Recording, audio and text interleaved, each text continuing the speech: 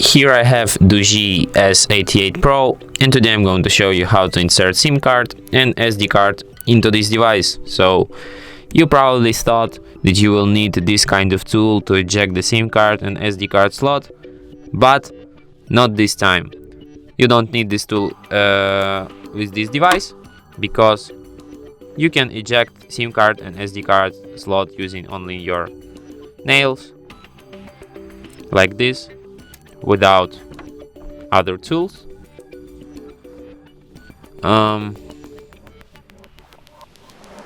so here you just have to put your SD card and right next to it your SIM card, and then just put it back into your device, just like this.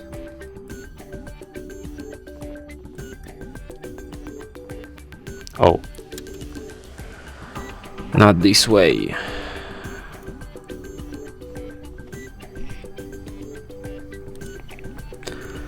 And then put it back into your device, like this.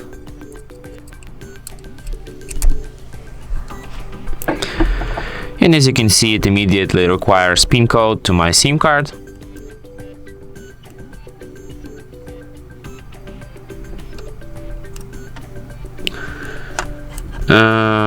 Which is the proof that SIM card is read.